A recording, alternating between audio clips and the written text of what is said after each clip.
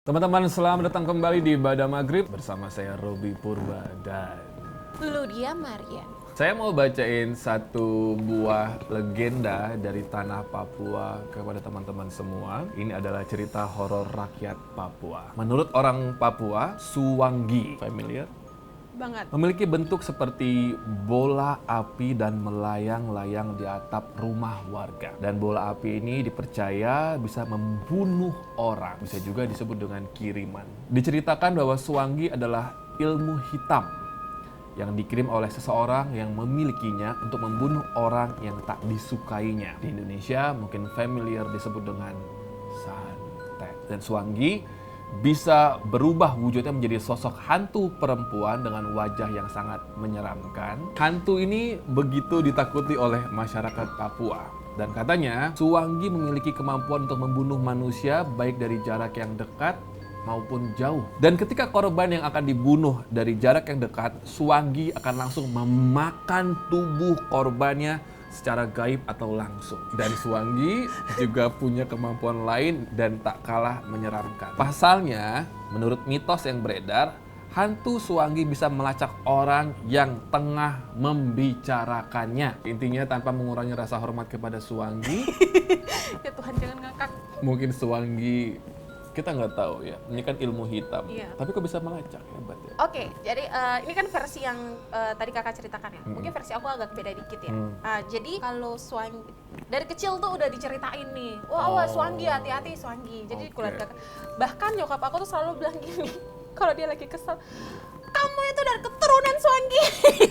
Oh, kamu tuh dari keturunan sihir istilahnya gitu. Kayak gitu ya, kalau misalnya kalau lagi kita lagi bandel gitu kan. Jadi sebenarnya di kampung papa itu banyak banget, dipercaya bahwa banyak banget. Jadi kalau mereka ngebunuh orang itu dengan nggak makan jantungnya. Betul, Gitu. karena dari cerita bahwa Suwangi menyukai daging orang-orang Papua lebih nikmat ketimbang daging suku lain. Ini kan Oke. cerita horor atau mitos. Jadi- Kita pengen denger langsung. Kalau ada yang perlu dipatahkan, silakan. Oke, ya bener kalau Suwangi itu dia tuh ada magic gelap gitu kan. Oke. Jadi dari mama pernah cerita ke aku, jadi kampung papa itu biak dan emang katanya banyak banget. Aku sih belum pernah ketemu langsung, amit-amit gak mau ya. Ini dari cerita ya, aku nggak tahu kebenarannya di mana ya. Tapi ini emang cerita turun temurun kalau di kampung papa itu banyak banget. Dan dulu aku kecil itu tinggal di biak. Jadi papa karena udah nikah sama mama udah nikah sama papa, tinggalnya di biak. Terus satu kampung namanya Marires, tinggalnya di Marires. Dulu tuh nggak ada rumah, jadi satu-satunya rumah punya keluarga papa. Gitu. Jadi Biak itu dikenal sebagai kota karang panas. Nah emang tuh karang semua kan, laut gitu, laut di bawah terus karang di atas, ya tinggalnya di situ. Nah dulu karena aku masih kecil terus dibawa aja, setiap malam itu aku nangis terus gitu. Terus kata mama, ini kenapa si Ludia nangis terus gitu. Terus nenek aku bilang gini, oh ya tunggu ngalam dulu tuh mama, karena ternyata aku diganggu sama Suwangi gitu, cerita dari mama. Jadi nggak tahu apa gitu, kata dari cerita ditempelin lah apa daun atau apa di pintu rumah. Nah malam pas diterbang lah itu si Suwangi kayak kuyang gitu Kuyang loh. gitu. Ya kind like gitu. Terus tempel lah gitu di pintu karena mungkin ada pantangan atau pamali sama ada daunan khusus gitu. Akhirnya nenek kan nanya, kamu ngapain kesini gangguin cucu saya dan bla bla bla bla. Terus udah diusir lah mereka, singkat cerita seperti itu. Terus mama selalu ngomong gini, kamu tuh kalau balik ke kampung selalu aja ada yang ngikutin, ada yang ini itu gitu, kayak gitu. Kamu pasti ada aja kejadian mistis yang terjadi. Dan itu aku nggak tahu, itu memang itu kayaknya doa mama kali ya atau gimana ya. Jadi aku terakhir pulang pun setiap aku pulang terjadi hal yang sama gitu. Dan kita di Papua khususnya keluarga mama punya satu kepercayaan. Nah rambut aku ini hanya aku di Jakarta aku bisa jalan buka gini, wow gitu. Tapi kalau aku pulang ke kampung, mama aku nggak bisa bilang kayak, rambut kamu tolong dikuncir ya, soalnya kamu undang, digituin. Nah jadi aku kalau I don't know why, kalau di rumah aku nggak pernah sampai segini-gini. Itu pasti udah dimarahin sedalam-dalam. Mengundang Suwangi gitu atau bagaimana? Bukan Suwangi, pokoknya makhluk halus. Ya.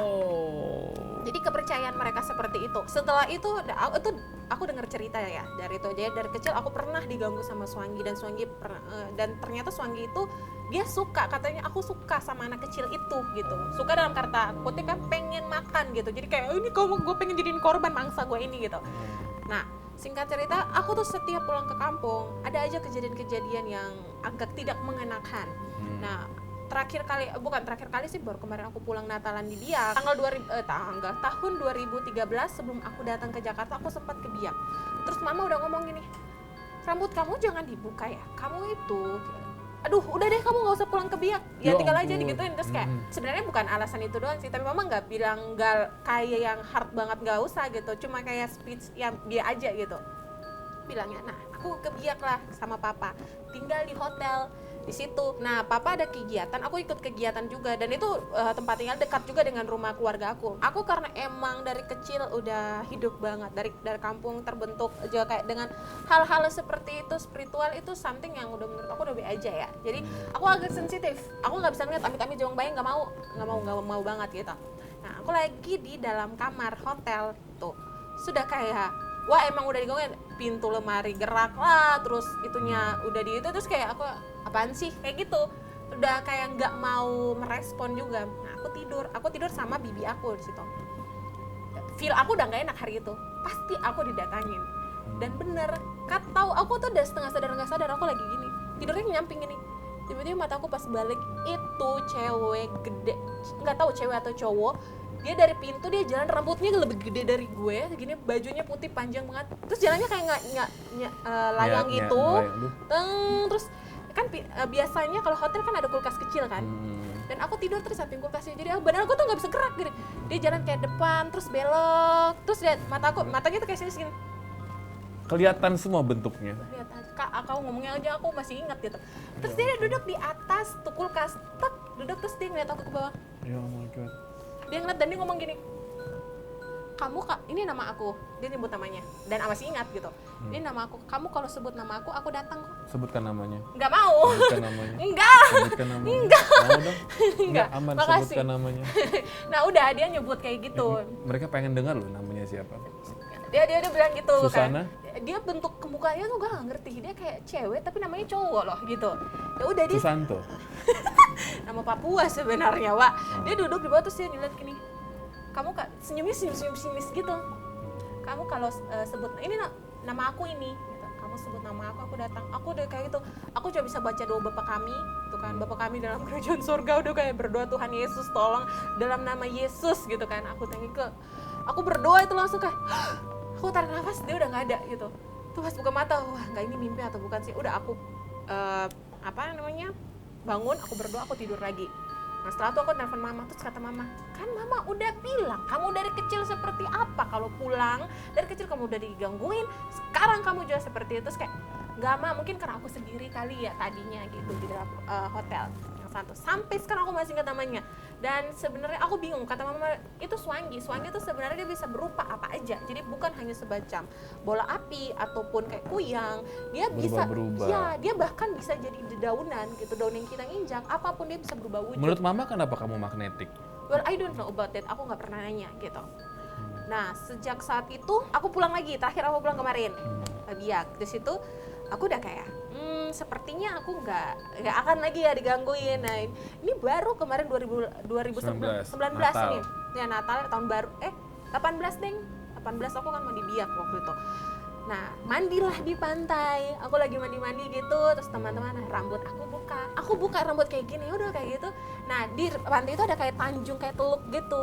Aku jalanlah di pinggiran-pinggirannya, karena itu kalau ombak gede banget itu kita bisa keseret kan. Jadi adik sama papa sama kakak aku lagi mancing, kayak lagi ngerenang gitu untuk nyari ikan.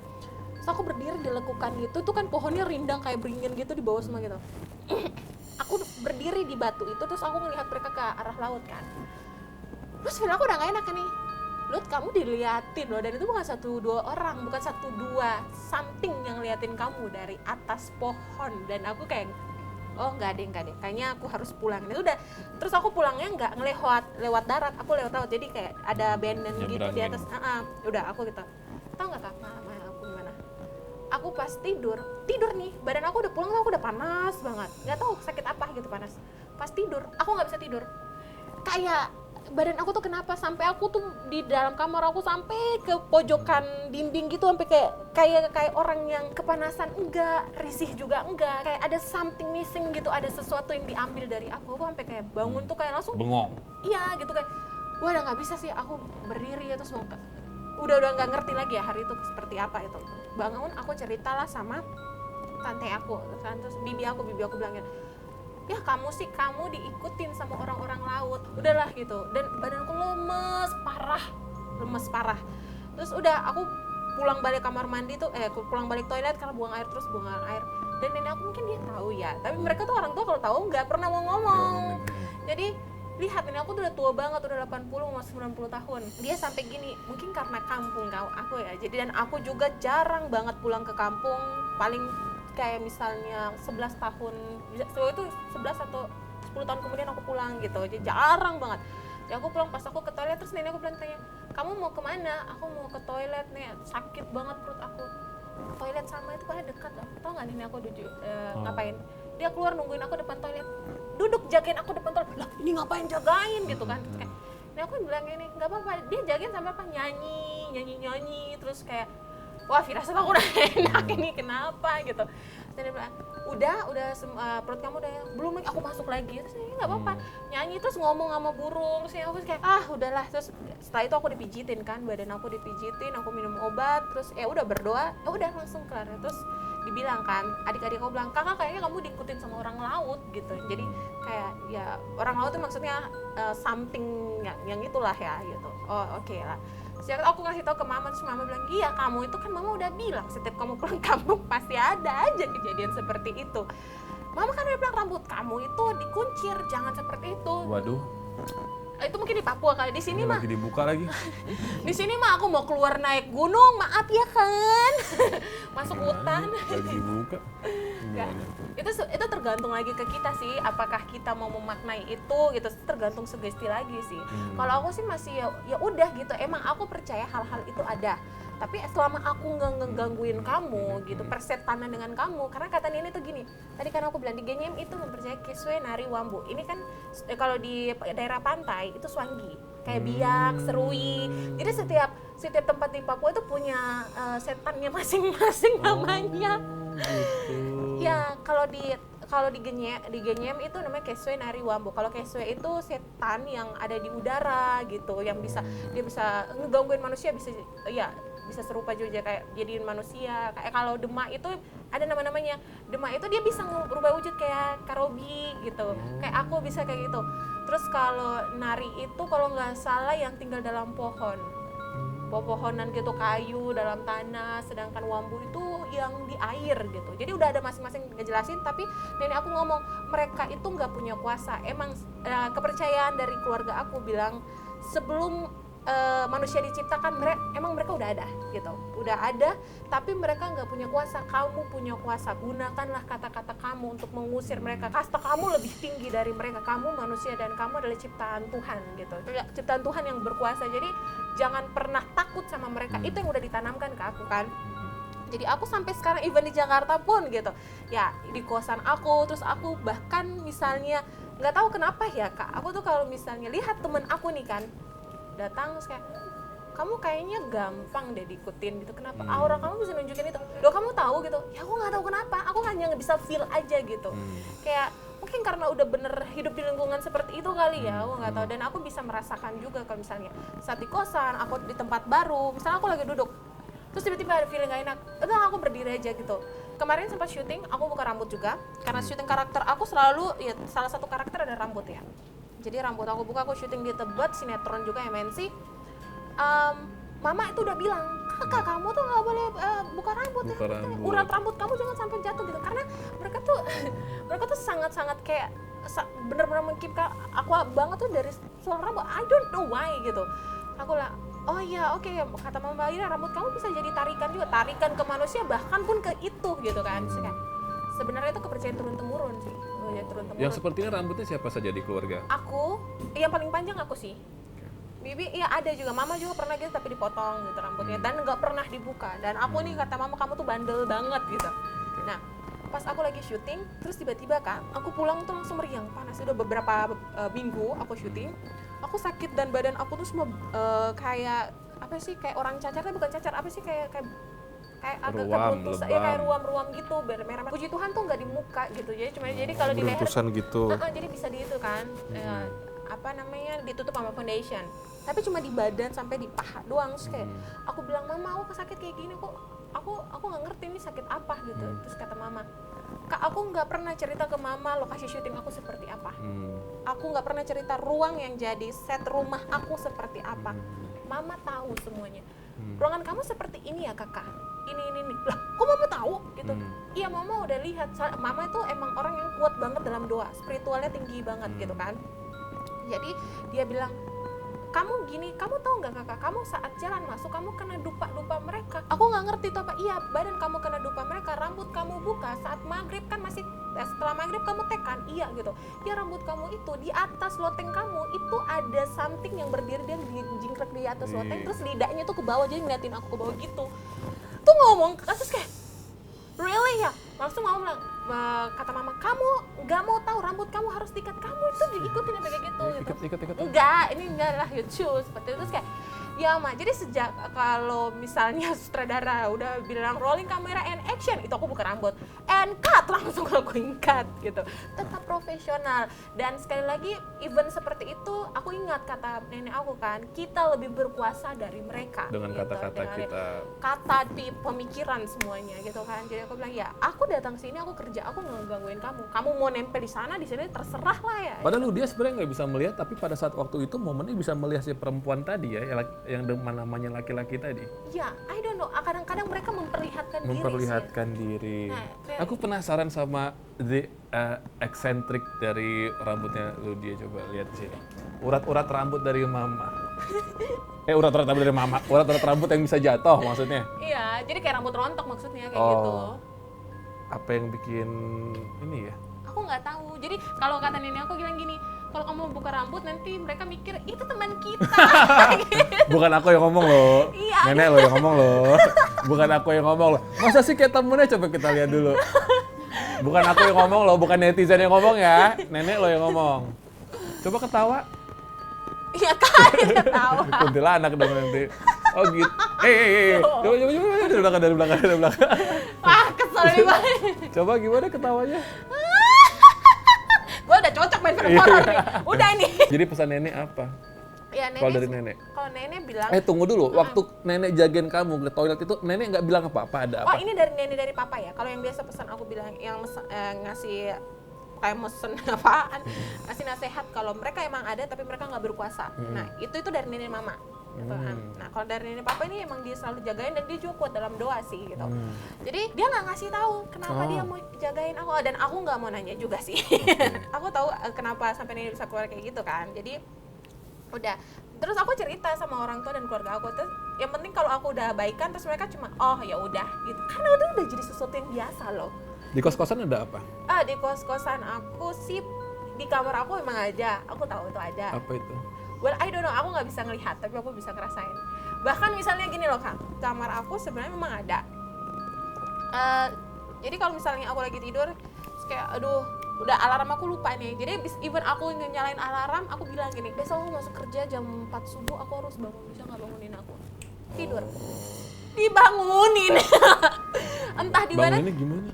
Aku kaget bangun sendiri. Entah mereka bangunin dari jatuhin baju atau apa. Serius? Gitu. Ya, pernah ini kejadiannya kocak banget. Adik aku tuh tidur di dalam kamar, terus aku datang di kosan aku yang sekarang ini. Udah, aku gedor pintu tapi nggak ada. Dan adik aku nggak ngasih tahu kalau aku tuh dia ada di kosan aku gitu. Tapi dia tahu letak kunci, biasa aku taruhnya di mana kan. Terus tiba-tiba aku pas datang gini, lah kok kunci aku nggak ada? Pintu kebuka, tek, adik aku buka. Lah kakak, terus kayak, oh kamu kok di dalam? Saya nggak tahu Kak, aku tiba-tiba kebangun terus langsung berdiri langsung menuju pintu. Kok bisa? Nggak tahu Kak, aku nggak tahu. Aku juga nggak tahu kenapa kakak udah tiba-tiba sih. Ya kamu sih nggak ngasih tahu, terus kayak, oh ya udah, it's okay. Jadi dia aja kaget itu, Kak kenapa aku tidurnya nyenyak loh. Aku kecapean banget, tapi tiba-tiba aku bangun berdiri dari tempat tidur dan aku langsung ke pintu. Digituin. Setengah sadar. Iya, dia bangun dan aku pas lagi di depan pintu. Terus satu, kedua dia bilang begini, Kak kamar kamu itu loh sama, iya emang ada. Terus kayak, Iya, dan adik aku tuh kebalikan. Kalau aku bisa ngerasain, kalau dia tuh bisa lihat. Aduh, seru nih. Nah, kalau dia tuh bisa langsung lihat gitu. Jadi adik aku tidur, Gimana? terus dia ngomong kan. Jadi mungkin kan emang udah kembali lagi udah diajarkan seperti itu kayak aku bangun, aku harus jalan jam 4 karena kuliahnya jam 6 gitu. Karena naik kereta kan. Ya tidur terus badannya itu diginiin. Adik aku nggak bangun. Baju-baju aku, laundry aku dijatuhin semua, buang. Terus adik aku bangun, lihat jam 4. Iya, gue bangun. Gituin, tau gak sih? Terus kayak, oke, terus kata adik aku, iya Kak, kayaknya emang lu kayak udah bersahabat banget dengan dia di kamar kamu. Oh, ini hantu babysitter Kau berarti gak ya. ngerti, iya kali ya gitu. Pengasuh ya hantunya ya. Sebenarnya mungkin dari apa yang lain itu tergantung energi kita sih, Kak. Betul, betul. Kalau energi bawaan kita positif, hal itu akan jadi positif sih. Nah, tadi tuh kan yang kamu ceritakan tuh adalah hantu-hantu yang dikenal sesuai legenda yang ada di Papua. Berarti kalau kayak penampakan pocong yang orang Indonesia kenal ya, kuntilanak, genderuwo, eksis. oh nggak famous di eksis, nggak ada. Jadi Nggak mungkin ada. ada kali ya, aku nggak ngerti kan, mungkin ada kan. Tapi kalau di tempat aku, misalnya aku karena lahir besar di Nyem, jadi Nyem, Genyem. genyem. Iya, jadi kalau soal mistis aku lebih tahu tentang Genyem. Jadi di Genyem ada namanya grup hitam. Waduh, seru. Nah, Kak tahu pembunuhan itu udah kayak kita lagi bunuh nyamuk kan. Serius. Mereka tuh sebenarnya manusia tapi pakai magic hitam seperti Swangi gitu. Dan mereka tuh kalau misalnya ngebunuh orang itu biasanya orang yang iri hati kan gitu. Dulunya kalau berdasarkan legenda, cerita dari nenek, orang Genyem itu adalah orang yang penuh dengan kasih gitu. Mereka orang yang ya saling mengasihi, yang cinta damai.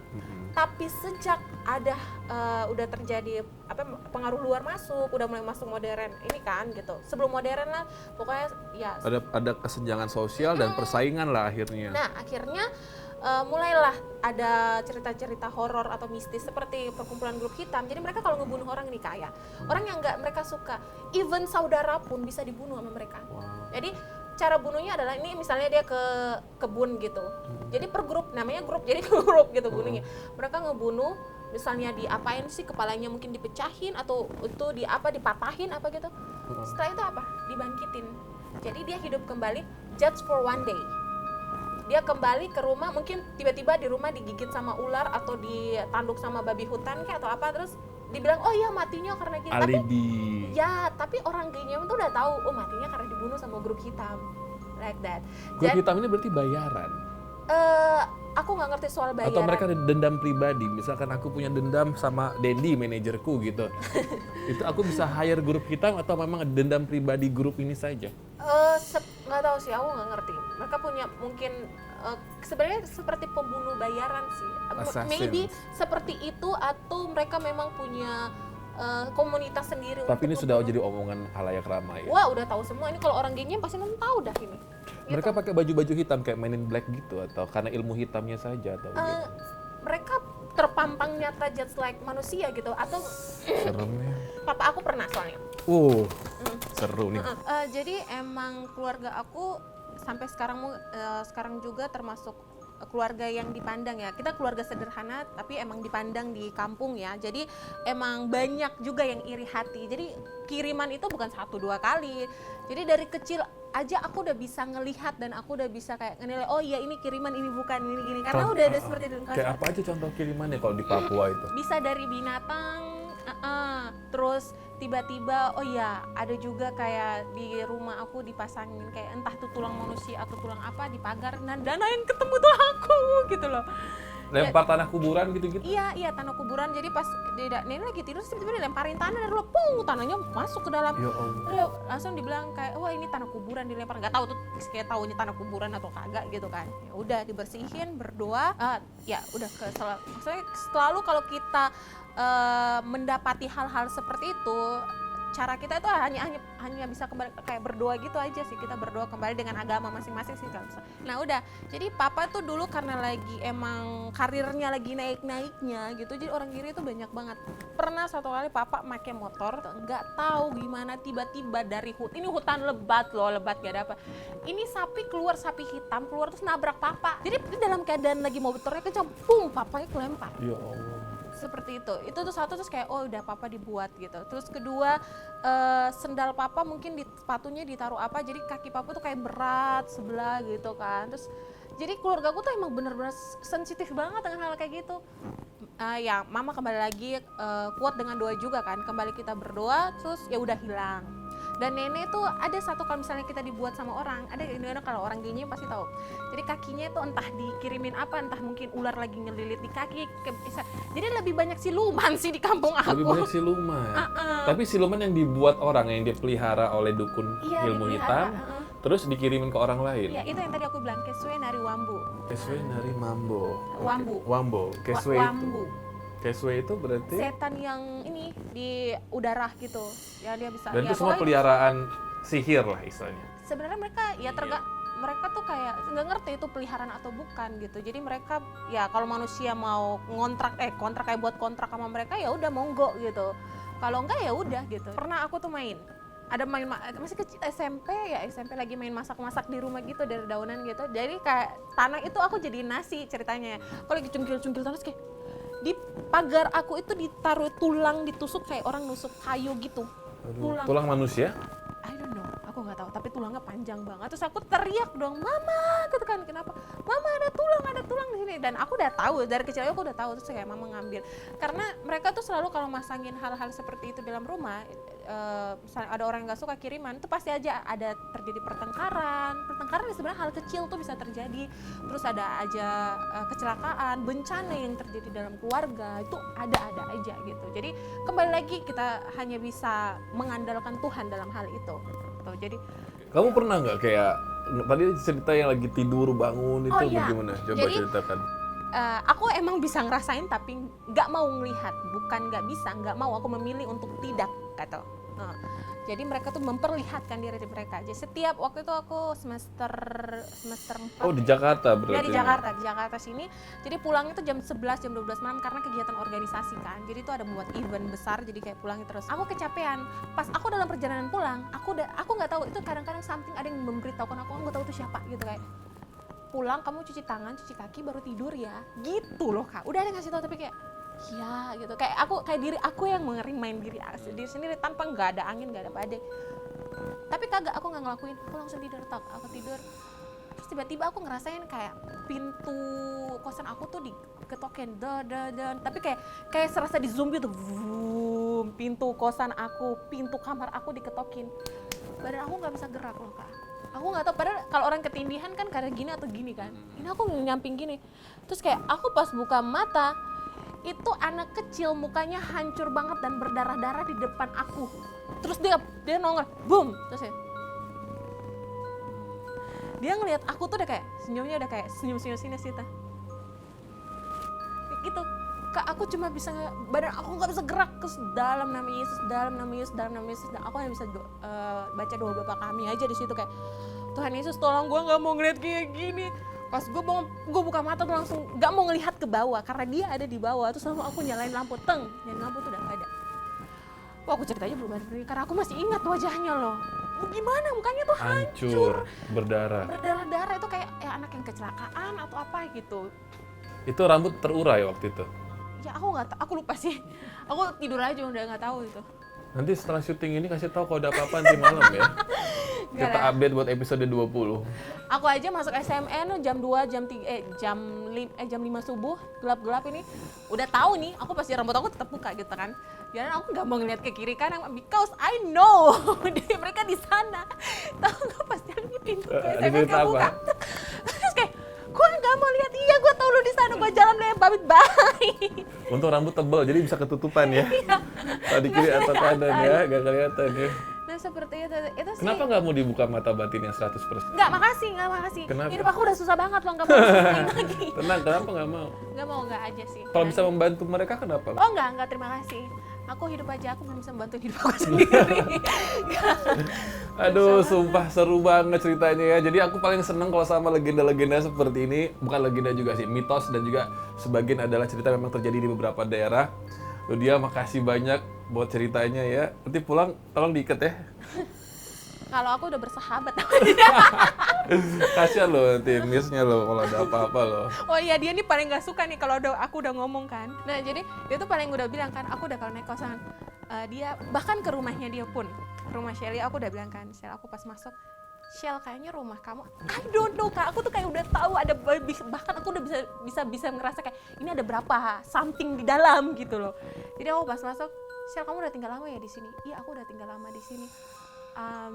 Sepertinya emang ada sih mereka, tapi mereka tuh kayak dalam tanda kutip udah lama banget, kayak gimana sih? Aku tuh kayak ngerasa kayak antara setan hantu, tapi hantu-hantu zaman dulu.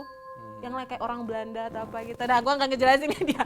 Itu ada di rumahnya dia, gue bilang gitu karena masuk. Gue udah bisa ngeliat terus kayak, lu nggak usah cerita deh, nggak usah cerita. Naik ke kosannya dia. Sil, di kosan apa? Udah diam. Kadang emang nggak mau kita ceritain tapi nggak bisa nahan juga ya. Silnya kasihan nanti. Kita masuk angin berdua berjam-jam di sini. Kasihan Silnya nanti malam dia tidur di kosanmu kayak lebih horor. Bahkan tahu nggak, ini baru kejadian tadi aja ya kan? Yang kemarin Gimana? pas kita kemarin bertiga tidur kan. Jadi Angel sama Shelly nginap kan di kosan aku lagi tidur. Ya kita cerita tentang horor juga. Kita nggak tahu kalau lusanya sama kakak kan. Ya udah, aku cerita tentang kalau aku sama Angel juga gitu. Angel tuh aku ngeliat kan, kamu kayaknya cepat diikutin deh. Kok kamu tahu ya gitu kan? Nggak tahu sih, aura kamu aja seperti itu. Kalau Shelly sih menurut aku nggak, karena jiwa spiritualnya dia tinggi banget soalnya kan. Jadi agak susah digangguin. Baru ngomong kayak gitu, kita tidur. Dia lagi teleponan terus tiba-tiba dia pas balik. Ini dalam keadaan sadar, balik-balik. Ini perempuan lagi duduk di bawah kakinya dia. Seriusan. Rambutnya sepanjang banget. Terus pas Angel lihat, terus Angel ini dalam keadaan dia sadar loh. Ini perempuannya duduk tapi membelakangi Angel. Si Angel yang bisa lihat. Angel ya bisa lihat ya. Terus langsung dia ngechat temannya, terus temannya bilang gini, enggak apa-apa, itu udah mau azan, mereka biasa kayak gitu kan. Pas Angel lihat lagi, baru aja ngechat, ngeliat tuh orang, dia bangun tahu kenapa? Kayaknya aku digigitin nyamuk deh kayaknya. Itu kalau setan kayaknya harga dirinya diapain. Jadi gue tuh kayak serasa kayak nyamuk jadi dia bangun langsung. Kita ngakak. Aduh, ini cerita hantu tapi seru dan ini jatuhnya lucu ya. Bahkan Kak, satu lagi yang terakhir ya, karena lucu banget sama manajer lo, Kak Dendi. Udah cerita belum sih? Belum. Jadi kita syuting di ujung Bogor banget di kampung. Sel sini dong, gak apa-apa sini. Berdiri aja sini, cerita. Gak apa sini, in-frame gak apa, bocor-bocor suara, gimana? Nah, ini Shelly teman-teman, Miss Indonesia juga, Miss Miss Papua Papua juga ya, 2019. 2019. Oke, coba ceritain.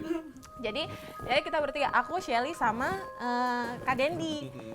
Kita kan syuting di Bogor tuh, di Bogor yang kampung banget, di ujung kampung. Nah, udah itu jam berapa ya? Jam 12. Iya, jam setengah satu. Oke. Kita berdua lagi, kita bertiga lagi tidur, terus ya lagi ngobrol-ngobrol, terus tiba-tiba di ini kan diketokin pintunya diketokin, baru ketokinnya tuh nggak terhormat loh, digedor brrrr gitu. Kayak Dedi kan, siapa? Terus kita Dengan juteknya dia itu ya, dengan juteknya manajer gue tuh siapa gitu ya. diketokin lagi, brrrr. Iya, siapa? mulai ngegas tuh. Dia udah ngegas itu. Diketokin ketiga kali tuh sampai jendela pun grrrr gitu. Dan tempat kita tidur kan, kita tidur ruang tamu kan. Ruang tamu sama pintu itu nggak sampai 3 detik. Jadi bisa buka pintu. Jadi pas Kak Dendi buka pintu nggak ada siapa-siapa. Seriusan, itu orang kalau misalnya dia mau sembunyi atau gangguin itu tuh pasti karena cepat Kelihatan. banget kelihatan Oke. gitu. Kak Dendi mengecek, lah terus ngeliat ke kita berdua. Lah, kalian denger kan, bukan aku doang? Iya, kita denger. Terus kayak ngakak kayak udah kayak lah setannya nggak lucu gitu. Setannya jadi lawak. Terus kayak Kak Dendi, lo tau kan ngakaknya dia sebenarnya apa? Aduh, sumpah harga diri setan di acara ini terkoyak-koyak. Harga diri setan. Tapi kalian nggak takut atau waktu itu? Mungkin karena capek banget kali. Iya, ya, udah Kak. capek. Jadi kita udah Pasrah aja ya. Apa lo mau gangguin juga terserah, cuman lucu ya gitu. Iya, lucu banget. Bahkan gue pernah di fase dimana gue lihat langsung sih Kak, dia datangin. Terus gue ngeliat, oh, gue bisa pergi Kak, terada, saya capek. Duh, gue pergi sudah. Ini bentuk Papua juga ininya, Di hantu. Jakarta. Oh, di Jakarta.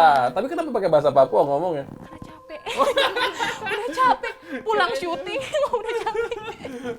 Udah kayak gitu, tapi udah saking capek kayak gitu. Udah pergi dah, udah pergi. Sumpah ya, ini kalau ngomong soal pengalaman mistis banyak banget ya.